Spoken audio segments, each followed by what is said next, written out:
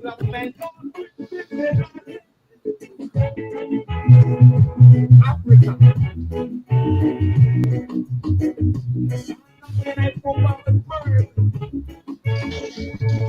the place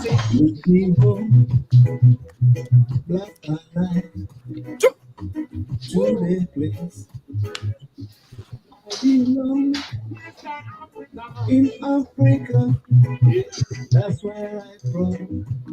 Gonna die from the Mediterranean.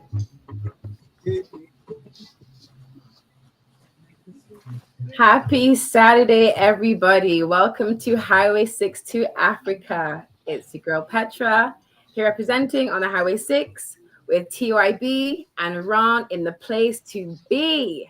Yeah, every single Saturday from 4 to 5. So yeah, I wanted to shout out my co-host, Ron. How you doing? Fine, Petraa. Here on the west coast of Canada, it is hot. I can describe it in one word: hot. It's very warm. However, once again, my condolences or thoughts, I should say, not condolences, thoughts go out to those in the provinces of the prairie provinces here, Alberta, Saskatchewan, Manitoba, where they're having much more difficulties than we are here. So my thoughts go out to you folks if you're able to listen to us today. So yeah, it's but warm. I have nothing to complain about, and it's beautiful here. How about you, TYB?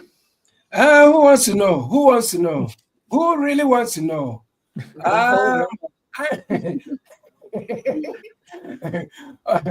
I'm fine, Ron. I'm really good. It's so good to be back again. And you know what? From Addis Ababa to Zimbabwe to wherever we have everybody listening, hooked up right here on Love the Afrobeat Music Talk Radio. I'm so great. And we miss, Petraa last week. How she said it. I know. No, you guys. There were so many people asking about you, So many about, we are hooked up over 120 countries listening to us right now. Everybody, I'm back. I miss you guys, Mwah.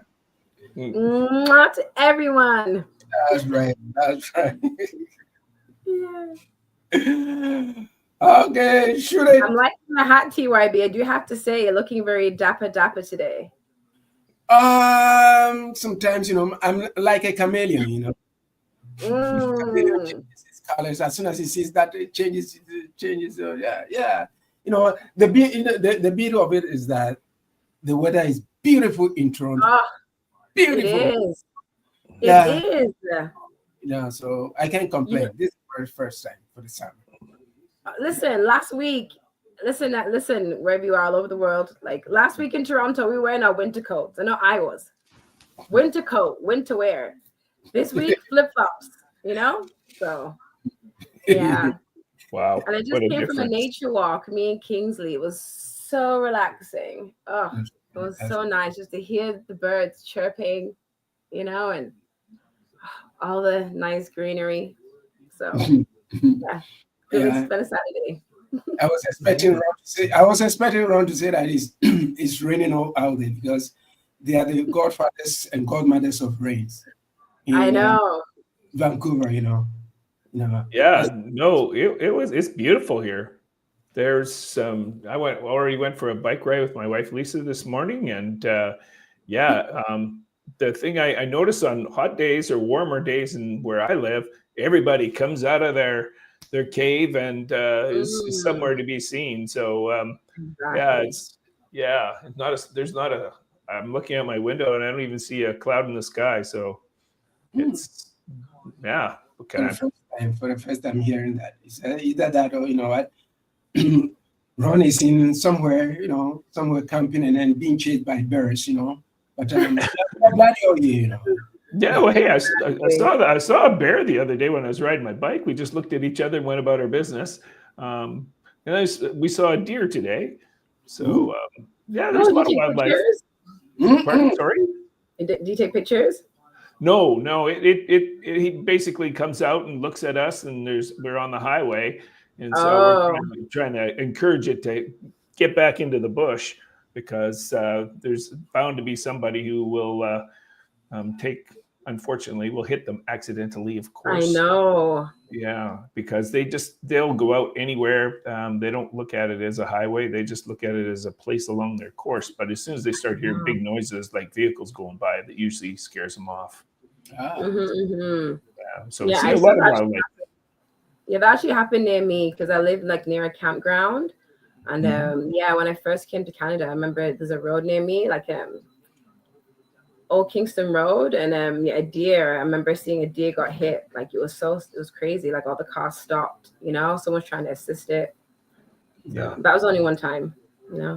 I see that regularly. Not every day, thankfully, but yeah, usually something gets hit or hurt in terms of wildlife. Unfortunately, it can be anything from birds to bigger wildlife. Elk will destroy your vehicle. Not on purpose, but you hit an elk, they're huge. You don't realize Yeah, I know. they're bigger than a horse. Yeah, you don't realize and- you see it in person. Yeah, and I've seen them lots, but yeah, as soon as somebody hits one, a friend of mine hit one, and his car was a write-off. Yeah, so it's just they're just they're beautiful animals. I love seeing them. It's just you don't like seeing those kinds of things happen. So yeah, coming into this beautiful weather is a lot of festivals around around the globe, especially in Canada. We have some of the greatest festivals, in the country, in the Winnipeg Folk Festival, the Edmonton, Vancouver, music, Music Africa, I mean, so much. There's a lot to offer, to go and see in this country. So, you know what? We are going to have some great conversation. Petraa, why don't you, lay down the groundwork for us? Yeah. What do you mean lay down the groundwork? That's right. To get Peter. Oh, yeah. I thought you were saying in relation to what you were saying prior. Yeah, for sure. But see what I mean. We have a wonderful guest on our show today, so we definitely want to introduce Peter. And yeah, Peter Toe, welcome to the show. Well, thank you guys for having me. Thanks for the amazing work you're doing, and I hope we have a wonderful conversation this afternoon. And this morning, or this evening. And this morning, and this evening, or whatever time of the day that this program is reaching you. That's right. That's right. Exactly. So yes, Peter, it's a pleasure to have you on a Highway 6 to Africa. So for those of our listeners out there, first time hearing you, you are the president of Music Africa of Canada. So it's a pleasure to have you on Highway 6. Thank you. Thanks for having me. You're welcome. So I'd like to start off with a signature question, just so our listeners can get to know you. Can you just share a little bit about yourself and, how you got to where you are? Oh, long version or short version? Well, I mean, like we can schedule the long version, but we can make it a little succinct, Yeah. Well, so I'm part of Music Africa of Canada right now. I'm the president. However, it was not always this way. I arrived in Toronto in 2007, and then I got the opportunity to be working with a few folks in a warehouse, and they indicated to me that, hey, there's an African festival happening. Do you want to go? So I mean, since I had nothing better to do, I decided to go to Afrofest. At the time, it used to happen at Queen's Park. And I remember. Yes, so got there, attended day one, and I attended both days of the festival. And I thought to myself, wow, this is a great gathering of the African community. However, in my mind, I'm thinking it's missing something. So in 2008, even though I could attend the festival, I did not go. And in 2000, I asked myself, but if I'm saying that there is something that can be done in this festival, why don't I communicate with the guys of the festival, the organizers, the current organizers, and just offer my help, whatever I can do. At the time, I was going to school at Ryerson University, and so they accepted that I should join and help as a volunteer. And I started. That was 2000, and that's when I officially started helping Music Africa of Canada execute its events. And it's interesting because the more I did, the more responsibilities I took on and executed successfully, the more they gave me work to do. And to a point where, and at the time, Music Africa, well, we had challenges raising funds. So the more funds you can raise and bring to the organization to expand it, the more people step back and say, hey, you know what? You take a leading role. And as time went on, from 2013, I became, I was artistic director 2011. I became president in 2013, and I've been leading the organization ever since. That's amazing. I like how you did that very succinctly. Well, we try. Thank you. Yeah, most definitely.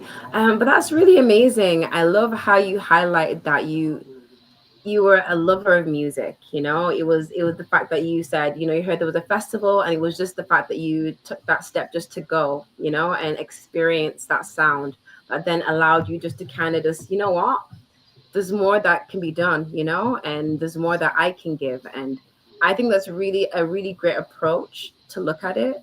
you know a lot of people are more thinking about, when they're approaching like situations, organizations as such, more about what they can get, what they can take. But I love the approach that you came with. What can I offer? What can I give? And with that, with that mindset, it led to, um, more accomplishments and the organization growing, and then you just expanding upon your skills, from what I'm Yeah. taking from that. Yeah, and it's interesting because especially when you have an African family, African parents. Um, at the time, I had two opportunities. At first, I started working at Rice University as an instructor. So I was an instructor at Rice University while volunteering at Music Africa, not getting paid. And my Mm-hmm. parents were like, okay, we appreciate you doing community work, but you have to focus on the Ryerson side because that's what is paying you right now. It Mm-hmm. was not full time, but at least it was giving me something. And every time I'm only working Music Africa stuff. And then a few years later, um, I started working for the government of Canada. But then I always had Afrofest stuff to do. And when Mm-hmm. I finally made the decision to stop every other thing and focus on Afrofest, um, my dad thought I was not normal. He said, "This is how can Wow. you how can you leave an opportunity with Rising University? I saw that one come go, and then you had Mm-hmm. another opportunity with the federal government. I've seen that one come, and you're talking Music Africa as a career. Like, how does this make sense?" And Mm-hmm. I try to explain to him that yes, now it may not make sense because there is very little to be made, but given my business background, I can make something out of it. And now Mm-hmm. he's the one saying, "Hey, you know what? Yes, I'm glad you continue. I'm glad you continue." So yeah, Yeah. Yeah, that's amazing. Thank you for sharing that. And you highlight a key point, and I'm sure like TYB or Ron may touch on that in relation to your parents, like I think a lot of entrepreneurs, especially even musicians, go through that, when you see the vision, and you believe in that vision so much, but others around you, they're like, I don't know, they don't see it. Sometimes it's not for them, it's your vision, it's for you to manifest it and to take it where it needs to go, you know? and sometimes I say there's an element of stubbornness in it. There's an element of resilience.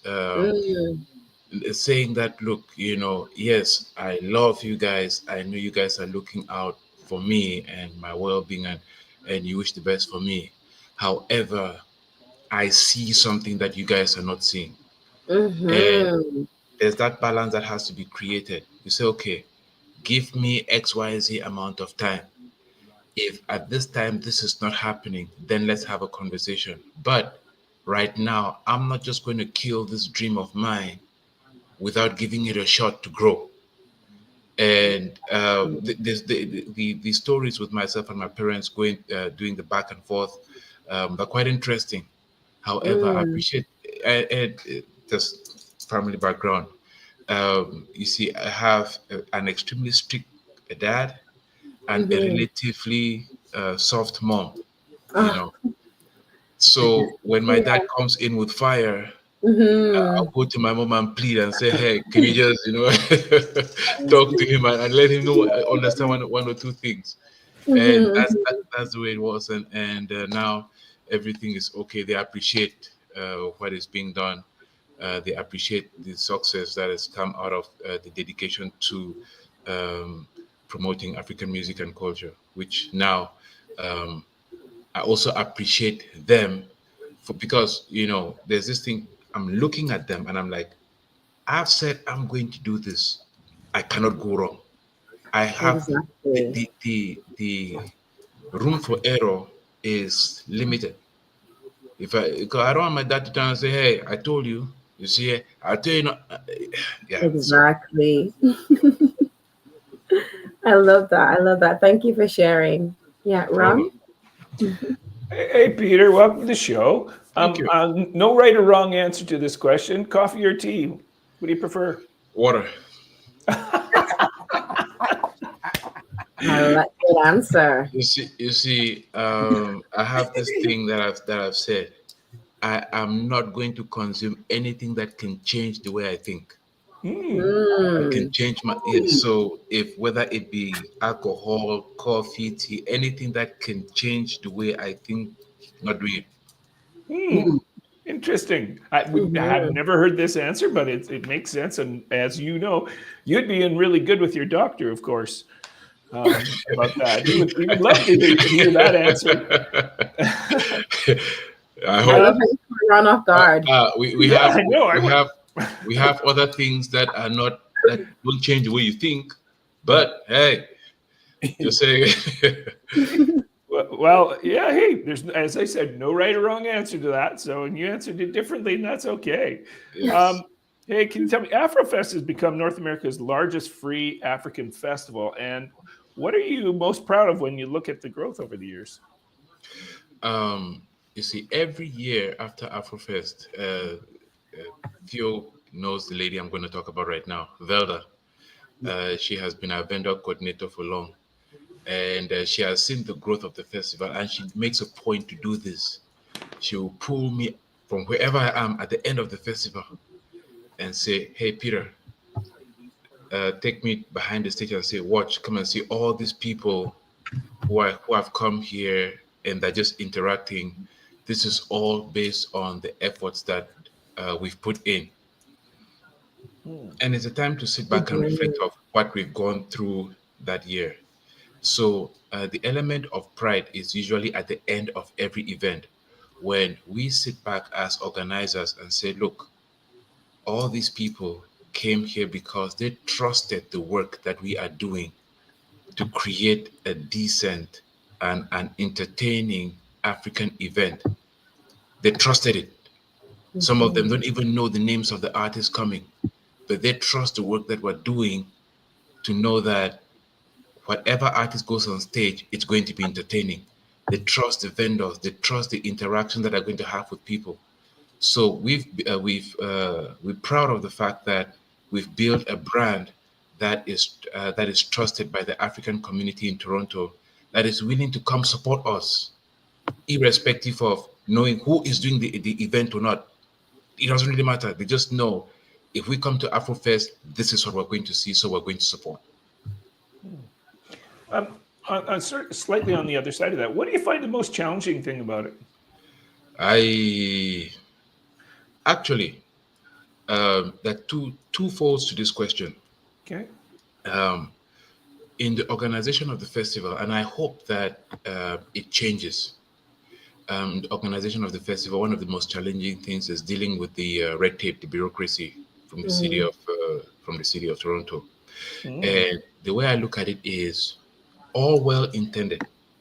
You get, so at the end of every event here, the city of Toronto takes a look at what has happened and say, hey, okay, let us change the rules this way. Let us do things a bit differently so that the audience can have a better time when they go to events, so that people will feel secure at the events that they go to.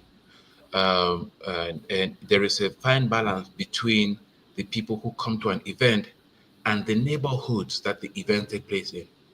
So they have to make sure that everybody is comfortable with what's going on. But in so doing, what ends up happening is the city council makes rules and regulations. However, sometimes the systems are not in place to back up these rules and regulations.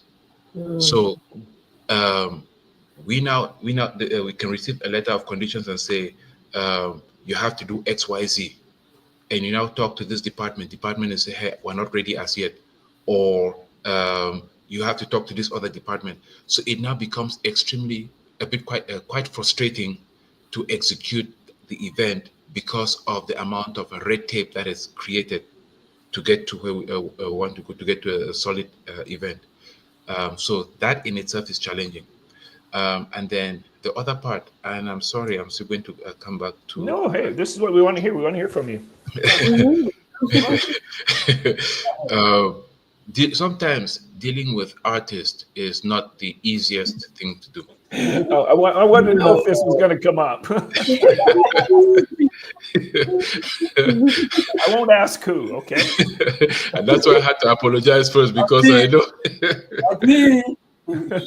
Yeah, no, but you see, it's a blessing for us when, like myself, if I call Theo and say, look, I've got a project like this.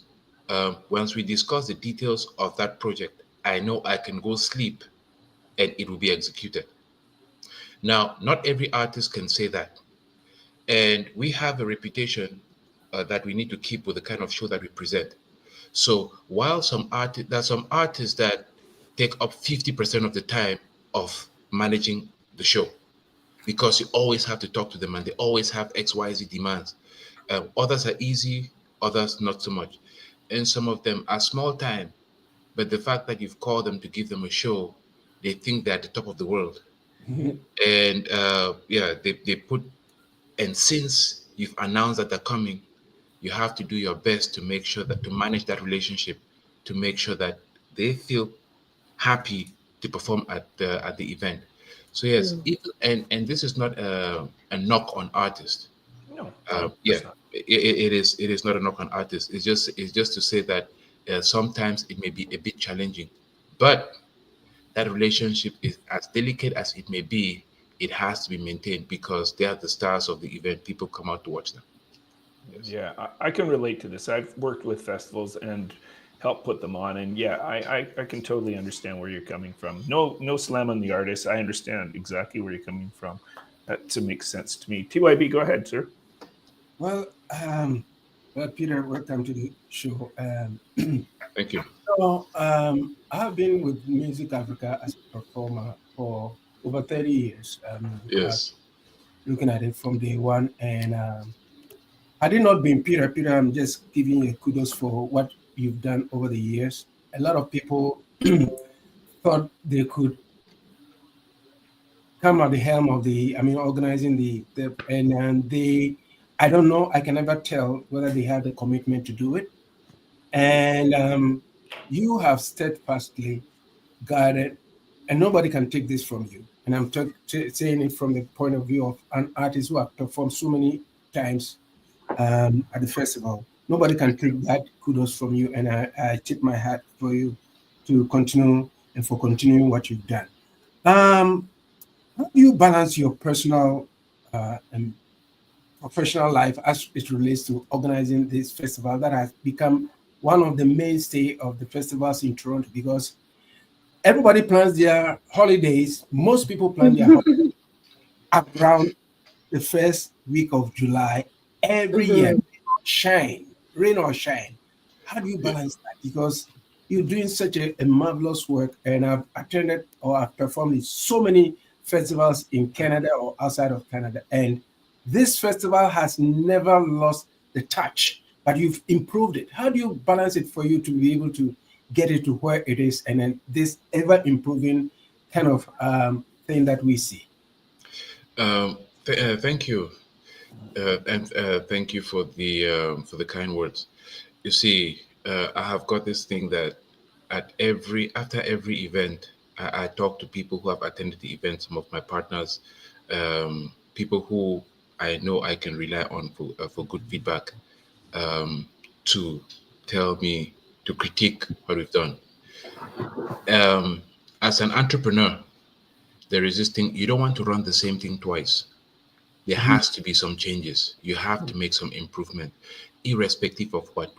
You have to tweak every year. When somebody is coming to the festival, they should be able to say, I saw something new, irrespective of yes, irrespective of how small it is. And I think it is that constant innovation that has made that makes us a bit different. And also, if we are looking at the African community here in Canada, and if we say we're just catering to the African community, I think we're going to miss a lot, because the way I look at Afrofest and Music Africa, in French we call it Maison Mère.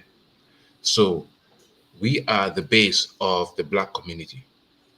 So yes, it's an African festival, but considering that the Black community here in Canada, all of us have our roots in Africa, we've now made sure that we open our doors to the Caribbean community, to the African, to the Black indigenous community, to the smaller African communities all over Canada, and not only in Toronto but all over Canada.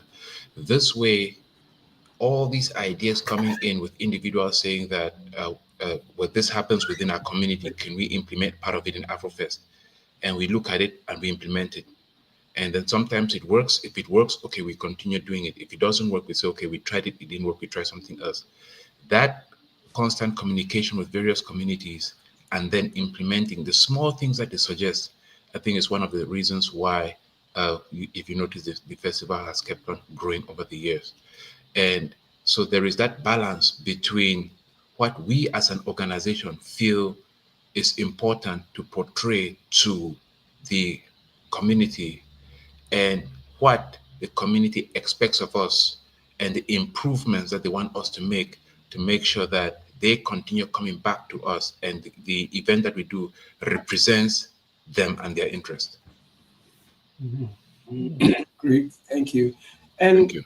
Yeah, and can you share any challenges that projects in terms of organizing this?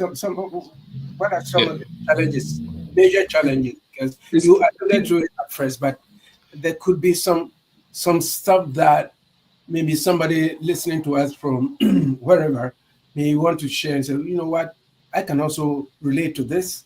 What are some of the major issues? Because it's not honky-dory that, we are going to have it on Park A or Park B next year, because it was at Queen's Park.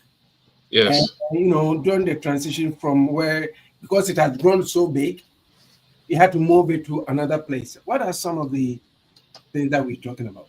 Yes. Still mention Theo's name, okay? As being one of the challenges. Okay. Thank you. That's a good one. Okay. I like to make you laugh. Yeah. So one of I would say, and I've had in quite a few meetings that I've had with the city of Toronto, they said your blessing is your curse. The fact that you keep on growing every year. Last year we saw the largest audience that we've ever seen at Woodbine Park, and the city of Toronto told me that these are just too many people for this park. The amount of pressure that we're putting in that whole community for one event it's quite high. And we're in a neighborhood that not everybody in that neighborhood likes our presence. I'm just going to put it the way it is. There's some individuals who, why is an African festival happening here? Hey, there's so many African people of color coming to this area. Some people are not quite comfortable with it. We understand. So that is one challenge that we face. We're doing an event and we have individuals from that neighborhood constantly calling the city of Toronto, saying that either we're too loud or this is happening or that is happening. And at the end of every event, we have to, and kudos to the city of Toronto, because on that front, they back us. But the fact that we have to deal with it, that's, to me, sometimes it can be troubling. The other part of it, another challenge, I'll give you an example of something that happened this year. So imagine doing a budget and saying, look, this is how much I think the festival is going to cost us this year. And first, after Afrofest last year, I sent emails to various departments in the city saying, "Hey, let's have a meeting to debrief, so that I know you guys said the event was too big. We had one or two challenges. If if I can understand where you guys are coming from, and if I can take your recommendations, I can better prepare my budget. I can create a festival for next year that takes into consideration the concerns that you have." I made the request in September, never heard anything. Made request in October, never heard anything back. Finally, we had a conversation in March 2025. And at that time, the security cost was increased from, I will not give exact figures, but it was increased by about 450%. Woo. Wow. Okay, so let me put that into context. We received grants from the City of Toronto, from Government of Canada, from other sources. And we have to pay to get the park. We have to pay the City of Toronto for police, for paid duty officers. We have to rent the park and all whatnot. The amount of money we had to give back in city to pay for city services, if it went according to what we're being told, was going to be over 115,000. Did you say that number again? Sorry, I didn't hear that. It was about 150,000, just over 115,000. Wow. So I'm like, this is, how are we going to execute a festival when you guys have increased the cost on your own front? Yes, we don't receive that amount of money from you guys, but you guys are taking this amount of money from us. So that is the one of the challenges. And now it took, right now things have changed. After a lot of negotiation, that number has dropped. But it takes away the valuable time that we had. I could not sign certain artists that I would have liked to sign because I was wondering, is this amount going to stay at this level, or is it going to drop? Now, if they drop it, they've dropped it, but they dropped it too late. I cannot engage some of the international artists that I had hoped to engage because the visas will not come out on time. So as much as it may be a small thing and say, oh yeah, you succeeded right now, you can't complain because the price has come down, and I appreciate the price coming down.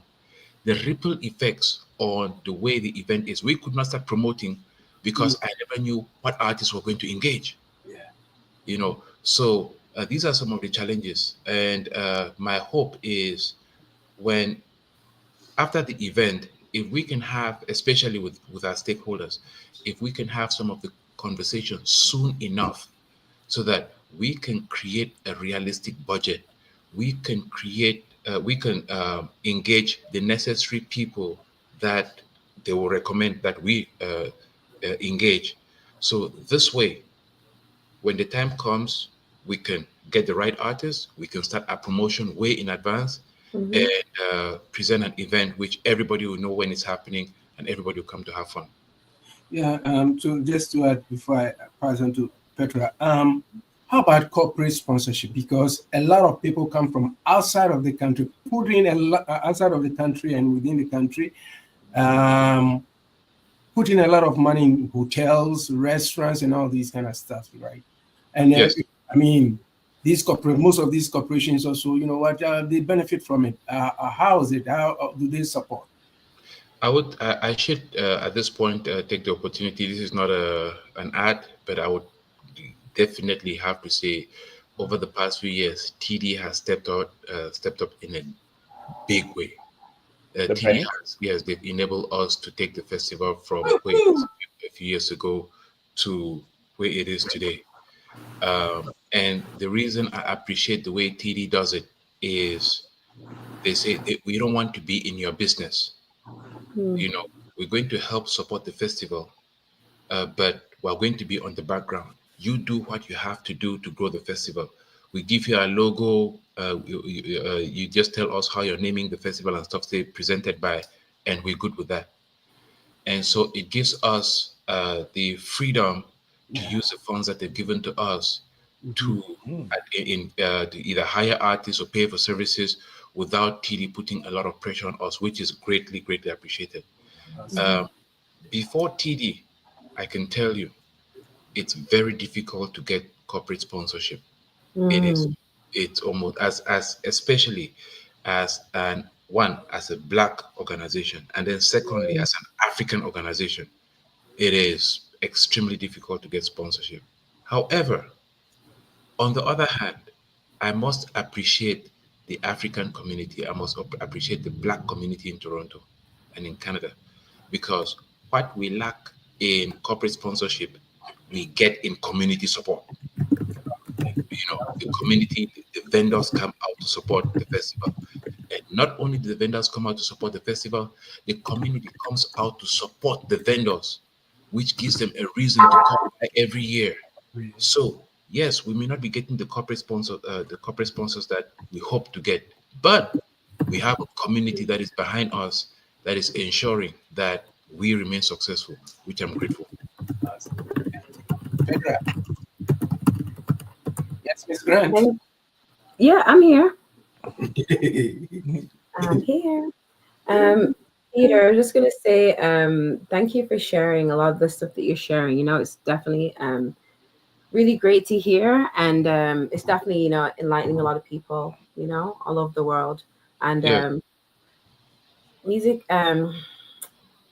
Africa and Afrofest is making a huge impact within the community, not just through the event Yes. and connecting with the community, but just as you mentioned with the artists, the food. Like when I go to Afrofest, I am as many food vendors as possible. Like honestly, I just go there to eat. To be honest, That's as well as the music and playing, but the food is like my biggest thing when I go to Afrofest. So I have to just say.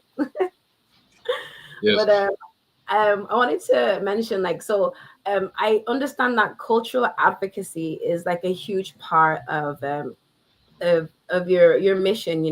What it is you're putting forth through Afrofest, and I can tell you have a love and a passion for that. Can you kind of just explore why it's so important to you, and in relation to your passion and how it connects to the festival? All right. I'll tell you a story that's my own, something that happened to me. And don't judge me. Okay, I will. I won't, Peter. So when I first came to Canada, um, I was in Halifax, and um, me being a somewhat, yes, right now don't I do events, but after the event I stay home. I don't go out much and stuff like that. Um, it took me a while to get myself used to my immediate surroundings. I remember I just came from Africa into a new country, trying to figure things out. And so while I was in Halifax, there was this day I can remember vividly. I'm walking down one of the Barrington Street, and I heard this guy playing Congolese music, some soukous from his car. Oh, wow. Yes, that was the first time in almost 6 months that I felt, even though I don't know him, I know him. Yeah. Even though I don't, I till today, I don't know. I never even saw the car that was playing it, but Wow. it did something to me. I just felt I'm not alone Mhm. in this place. Yeah. So have presenting an event like Afrofest, I do understand the impact of somebody who just comes to Canada and doesn't know that there is an African community, doesn't know that they can come, they can interact with a large number of Africans, and then when they come to Afrofest, they feel the presence of Africa. They feel the presence of their own brothers and sisters. The way they live, the way we structure our African marketplace, it's like an African market. They feel that. Mhm. I think it is important that the culture is upheld And every individual that comes to Afrofest feels that, for even if it's just for a weekend, they feel at home. Mhm.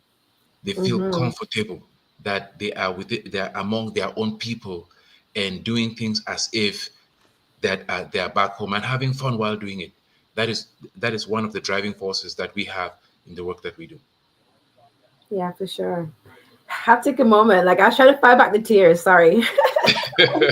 But I really felt that, like when you said when people they come, like they come from Africa and they come to like Toronto, and just coming to that weekend and feeling like they're not alone, that is very powerful, because I came from England, so it's like, even though it's not exactly the same thing, is I know what it's like coming from somewhere else and coming Yes, here and just, not feeling that connection, so like for me, it's like when I go to the fish and chip shop, I'm like, yes, okay, this reminds me of back home, because that's my culture, England, yeah, but you said some really, really wonderful things, and I kind of wanted to kind of touch on that a little bit too in relation to like the Caribbean community, because my background is Caribbean, right? My family yes, from St. Vincent and the Grenadines and also St. Kitts and Nevis, yes, So I wanted to ask, like, how do you feel in relation to cultural advocacy, the impact that Afrofest and music Africa of Canada is having on the Caribbean community? And I say that in this regard, right? So me as a Caribbean person,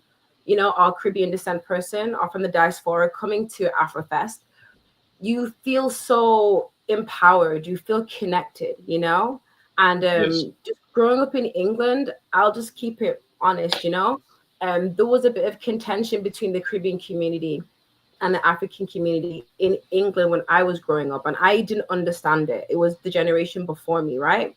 yes. But it's beautiful to see because like my son, like his dad's from Ghana, I'm from the Caribbean. So, it's like I see as I've gone older, there's a lot more connection between the two. And I know that a lot of people from the diasporas that love to go to Afrofest, that like TYB says, we plan our schedules. We're like, okay, we're going to be at Afrofest. Okay, we'll see you at Afrofest. Like we plan for that. So I would love to hear your insight, your take on how you feel Afrofest has been impacting the Caribbean, the diaspora as well.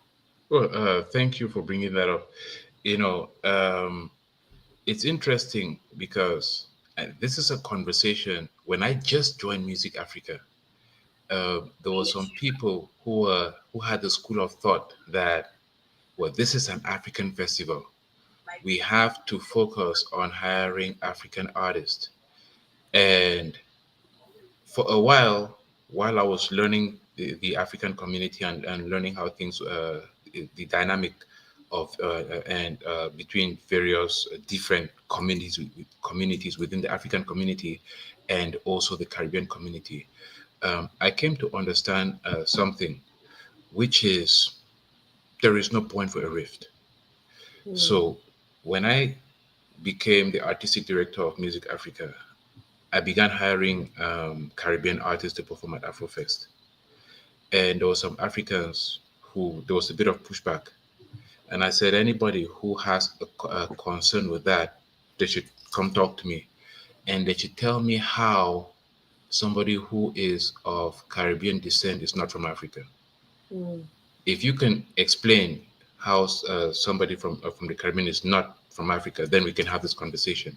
The mhm. fact that our histories have made us, has have divided us, should not now tell us that we should continue to divide ourselves.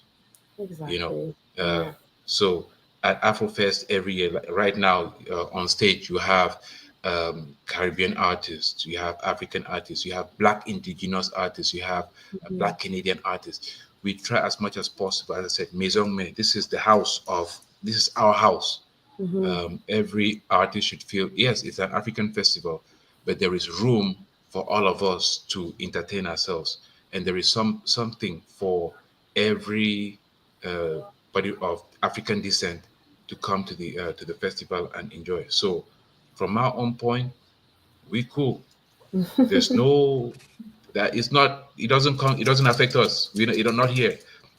Actually, even we've got one of our main vendors at Afrofest, Jerk Brothers. He comes there and sells enough jerk chicken, you'll be surprised.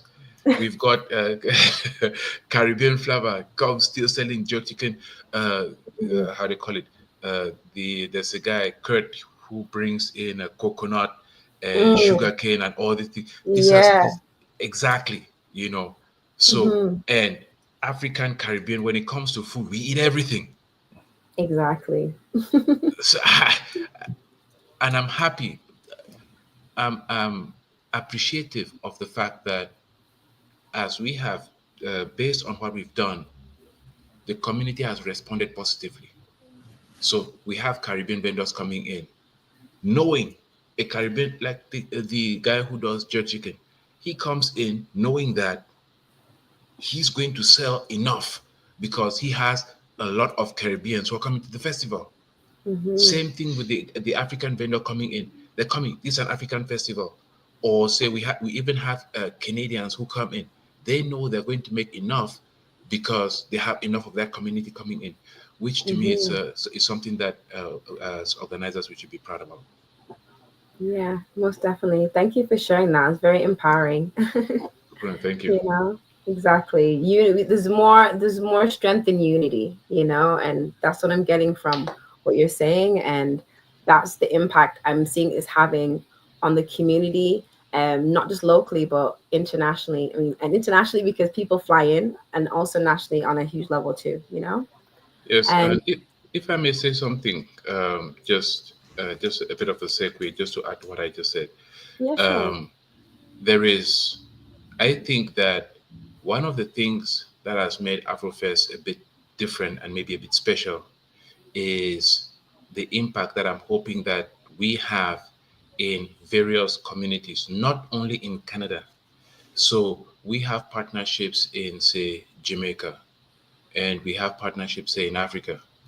So if you go to Jamaica and there's an event being presented, even if we don't go to that event, we can say, okay, is it possible for us to work with an artist that is going to that event, and that Mm, artist is going to carry our brand? But there's an event yeah. happening somewhere in Africa, maybe we can go there, or we can send an artist from here to go there.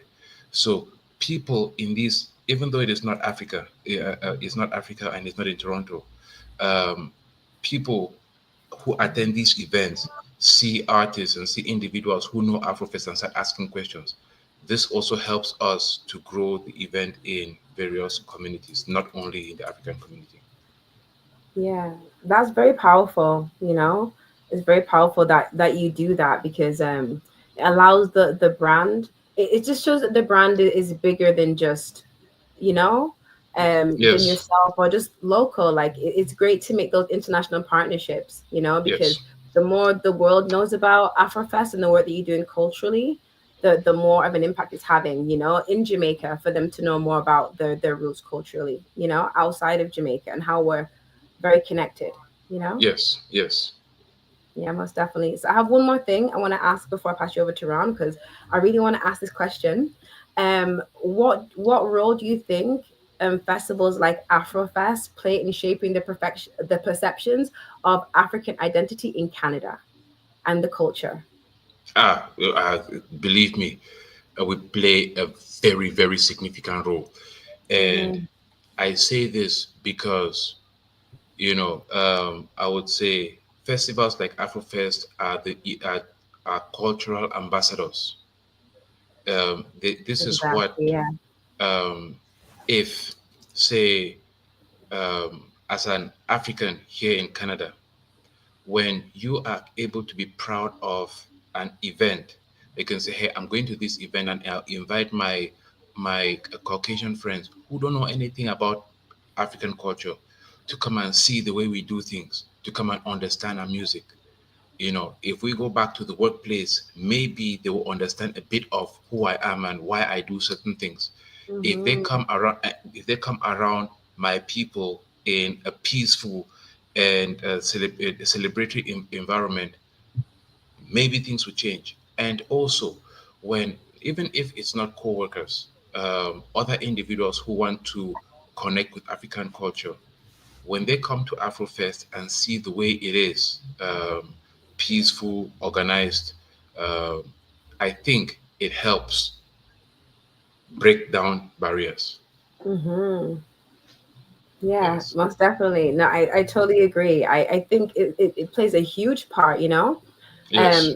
Me coming from England, one thing I say that I know is a little bit different, right? Like when I grew up in England, we learn about every culture. I learned about Diwali, Chinese New Year, Eid. I learned about other cultures, ways, and traditions. So Yes. as I've grown as an adult, I know how to easily interact with people from other cultures. You know, it comes natural. Why I feel like in Canada, like when I first came, I'm hoping it's changing more now, but I felt like it was a lot more segregated, more divided, you know. And in the schools, I'm hearing that they don't really maybe it's a bit more different now, but they weren't teaching as much about other cultures, you know, the way I was used to. So then it's like people are growing up and they don't know how to interact with other cultures. Like they're afraid of that culture. They don't know how to interact with that culture. But festivals like Afrofest and many of the other multicultural festivals in Toronto do help to break down, like you said, a lot of those barriers and that fear, you know, of the Yes. unknown, you know, and Yes. people feel what they don't understand, you know,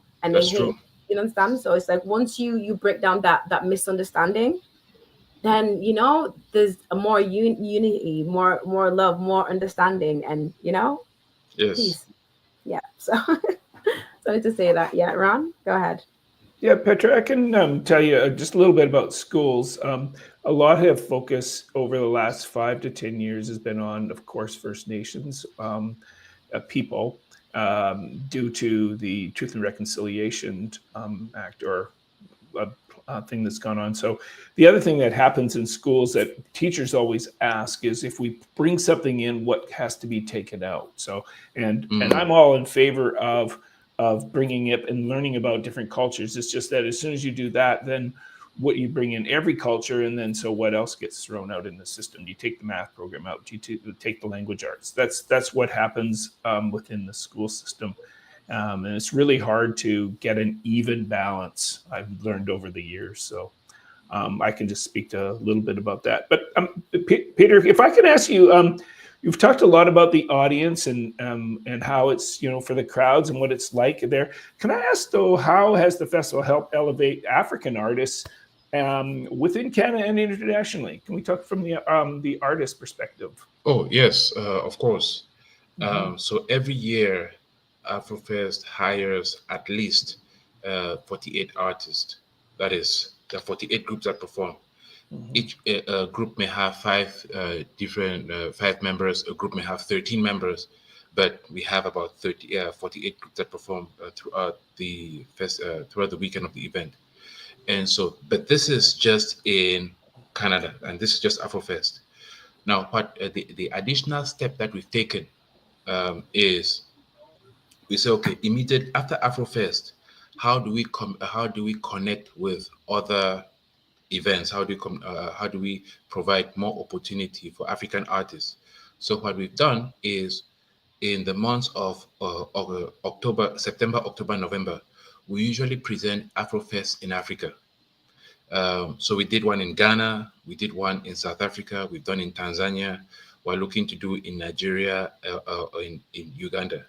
And the way we do it is we take a group of artists from Canada to go perform alongside other artists in the country that we go to. And we curate the event. We like production, everything. We partner with an organization in that country and expose these artists, market them in that country, play their music in the media in the countries who we're going to. This way, by doing this, we're hoping that these artists grow in the international market. Something which I don't think a lot of people understand about the African music industry, and maybe it's the same with other cultures. You see, we are most of us came here as immigrants, and then we become Canadian later on, whatever the case may be. And so when we got here, we still have solid ties to Africa. And if you're an artist here in Canada, an African artist here in Canada, no matter how good you are, if you are not popular back in Africa, it's almost impossible for you to make a solid name for yourself. It appears Mm-hmm.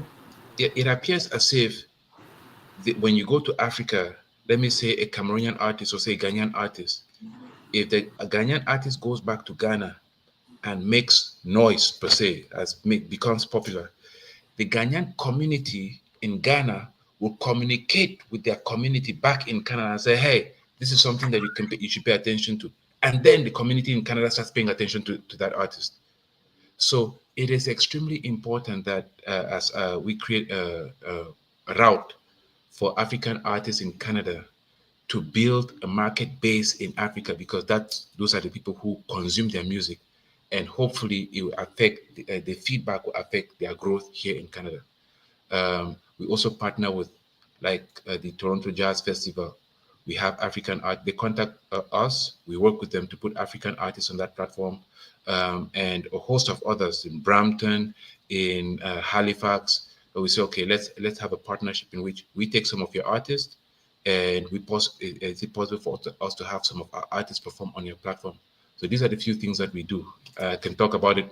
We do workshops also, at least 10 workshops for artists every year, from topics like entrepreneurship to managing finance to marketing to how the music industry works to music to legal aspects in music, all these things. And these are all free workshops that artists can attend and learn how to be more professional and expand their craft. Do you think that on stage, when you bring all these artists up there, what percentage of them do you think are Canadian artists, are from Canada, I should say? That's something that I hope that you can help me define. What do you when you say from Canada? What I mean is they actually live here in Canada. They are, say, Canadian citizens. How many of them do you think are? Okay. Yeah. I will not know specifically, say, Canadian citizens per se. I'm just looking for a rough estimate about it. Because some may be permanent residents, some may be students. But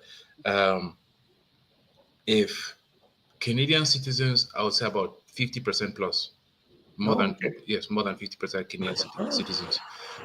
We usually have 2 or 3 major international groups that come because they're crowd pullers, and then the rest will be either local or international, but they're Canadian.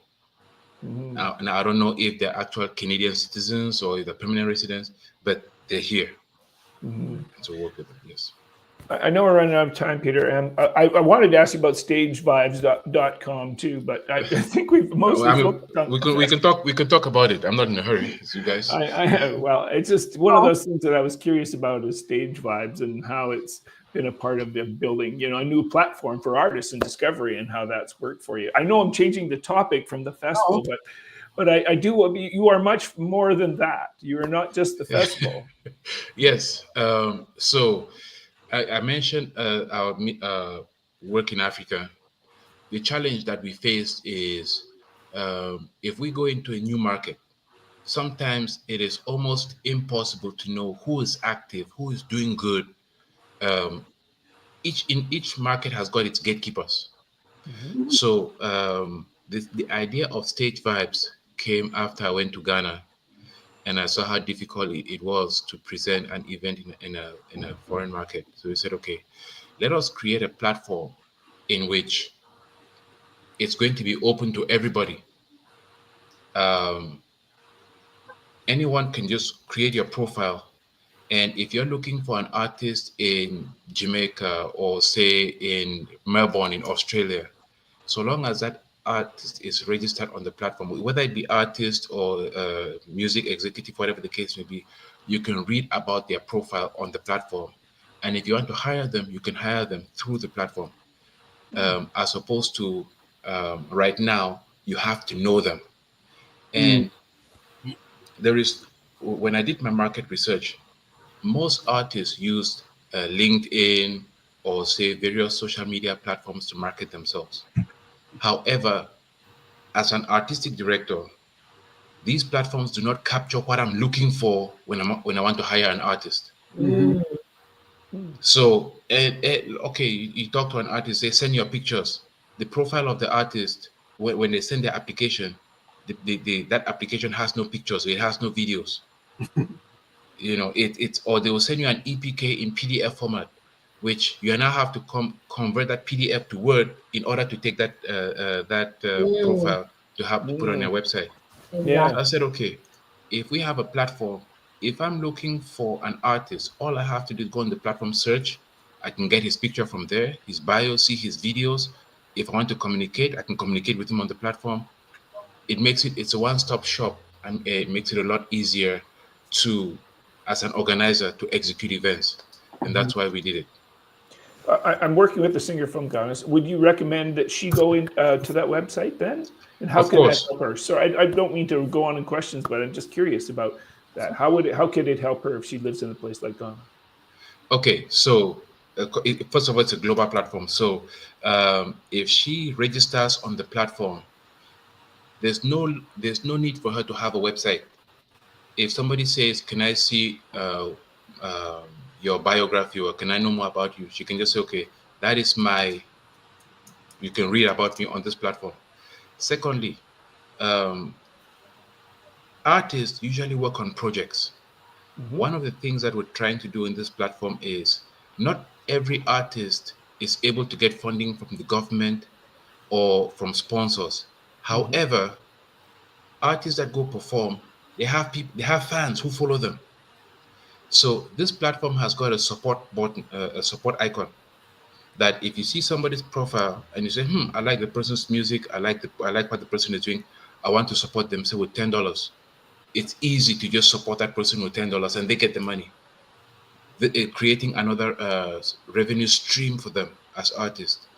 And for your Ghanaian artist, if I'm looking to hire an artist, I go on Stage Vibes, I create a job.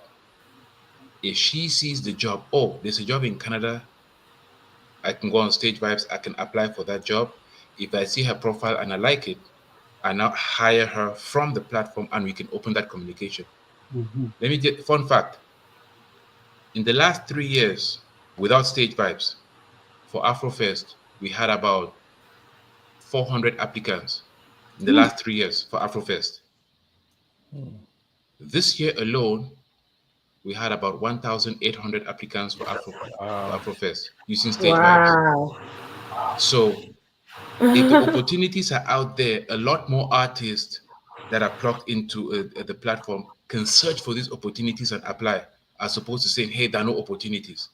So event organizers can put the opportunities out there, and artists will now have more chance to to see these opportunities and get themselves hooked up. Yeah, cool. I'll share this with her. Thank you very much, Peter. You've been Thank an you. absolute delight today, and I must say, the TYB, go ahead, sir. Yeah, Peter, I mean, you're doing a great job, and Thank you. I like the way how you've steered this organization from where I thought we were going to lose it, and single-handedly, I know some people who have helped you out. I really, really appreciate what you've done and continuing to do. Um, what are your thoughts on the future of festivals? Good question. Yes. First, we should thank the fact that we are in Canada, a country that respects and appreciates the value of the arts, and in so doing, continues to put money behind various organizations like Music Africa and other cultural organizations to ensure that we have got the support to present cultural events in which people from various diverse backgrounds can meet and celebrate their own cultural identity. So, as long as the government of Canada continues and various departments continue to support festivals and cultural events, it's a mainstay. We'll stay here. The challenge would come when the support disappears. For an event like Afrofest, yes, if we don't get the government support, the event will still take place. The size may be different. The caliber of artists may change, but the kind of support that we've had from the community over the years makes me believe that we ain't going nowhere. We're here. So other events may, so especially, I'll give you an example. During the pandemic, Yeah. quite a few festivals folded. Festivals, yes, and why? Because there is always a fine balance between how much your community supports you, and how much money you generate from your community, and how much you get from the government to present your events.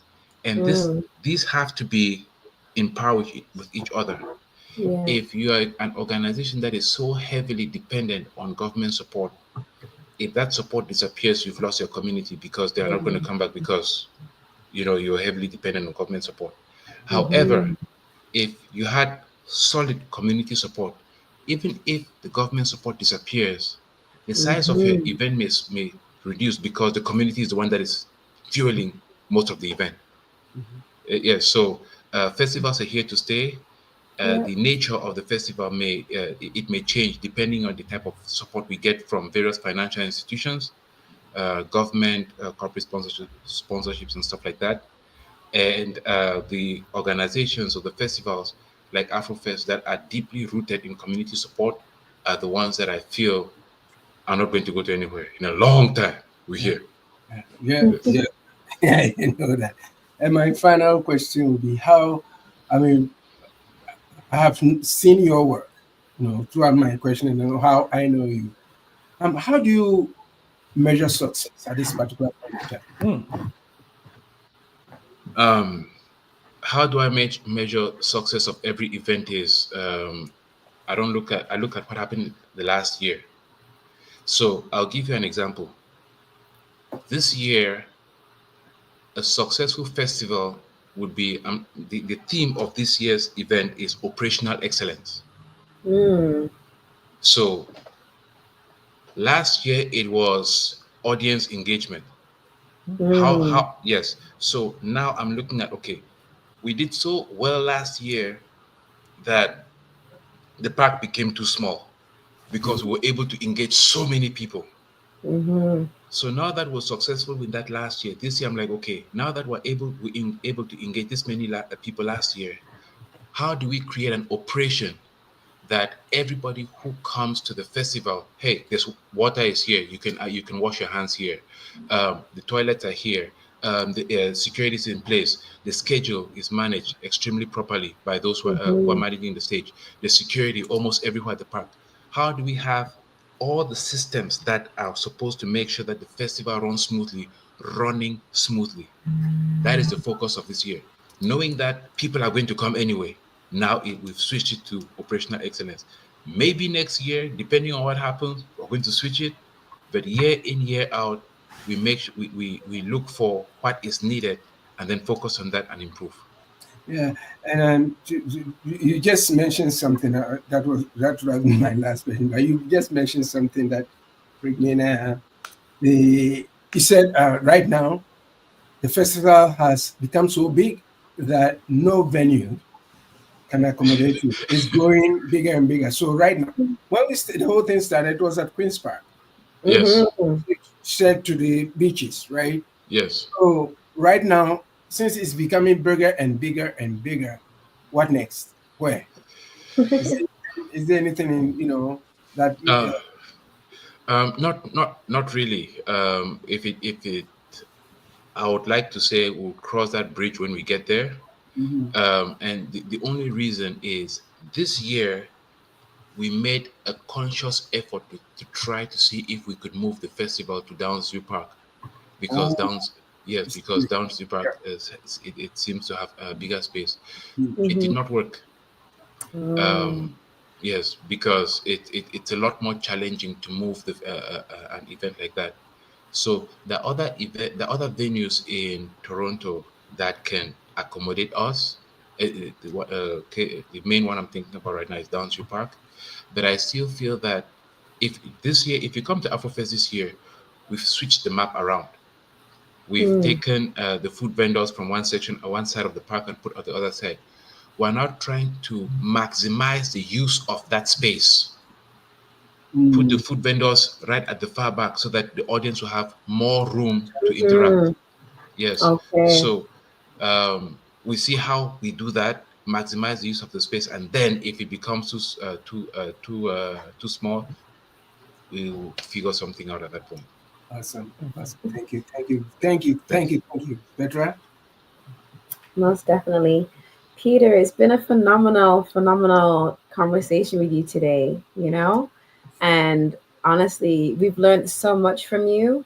And we just definitely want to commend you for your accomplishments, the wonderful things you've done with Music Africa of Canada, Afrofest, Stage Vibes, and just the whole team as well. Shout out to the whole team, you know, because Yes, it does take a village, right? So exactly, exactly. yeah, exactly. So yeah, any final words, Ron, TYB for Peter?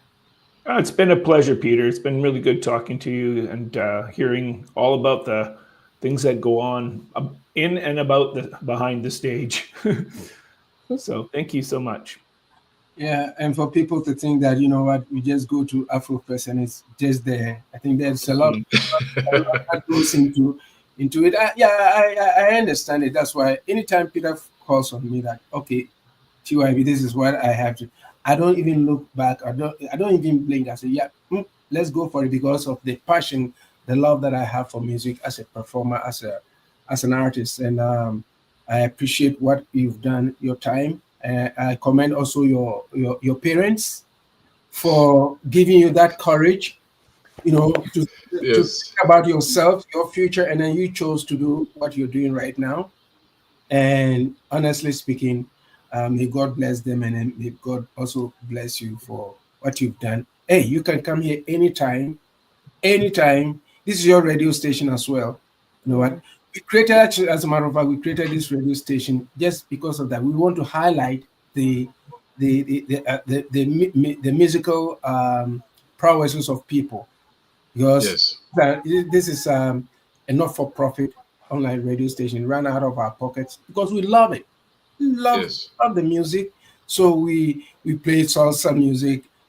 We play everything that can make people smile and laugh. And then, you know, when we come here every Saturday, we sit here. Petra is a performer. Ron is a performer. He's a singer. He doesn't want me to say singer. So he's a songwriter who has done so much work with Afrobeat musicians, right? yes, yes, And Peter, I mean, this is a platform that I think is here for you, for artists, for anyone else. And to the artists out there, if you want your music to be put out there to so many thousands of people to be listening to, hey, the music has got to be clean. If it's not clean, you're out of luck. We don't discriminate against music. If it's clean, we play. And on behalf of myself, I say, Petra will take us. So thank you. And how can people reach you? Mhm. Reaching me is easy.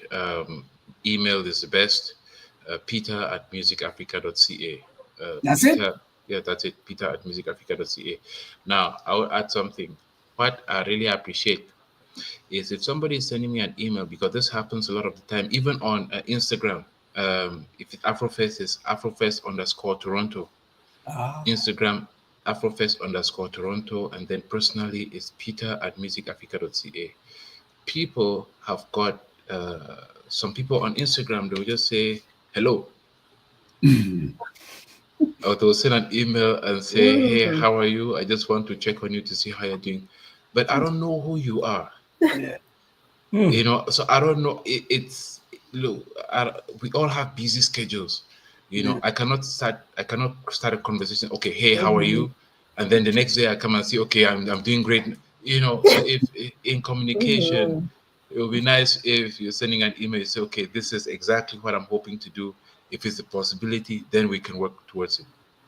Yes. Awesome. Mm. Awesome. Good advice, Peter. Thank you. Mhm. Yeah. Thank Thanks. you.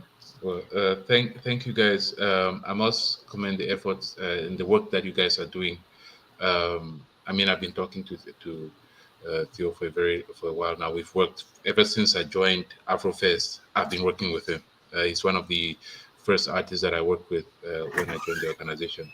And He didn't pay me good. I'm Well, just kidding. no, well, no, no, no, no, no, no, Even no. I that, got you. anything, honestly, anything that I asked for, Peter always gave it to me. You And see, and speaking of that, do you yeah. know that from that time to now, the amount of money that we pay artists that perform with us has, I'll say, we've multiplied it by two point something. So nice. we've doubled it as That's we good. work. Yes, we make sure that we pay. So yes, So can I maybe get my back pay? Please. Oh, wow. UIB. Oh man. Wow. Yeah, you're wonderful. No. I got something. If you have proof of performance, then I give you a back pay. Okay. Wow. Touche, Peter. Touche. Oh boy.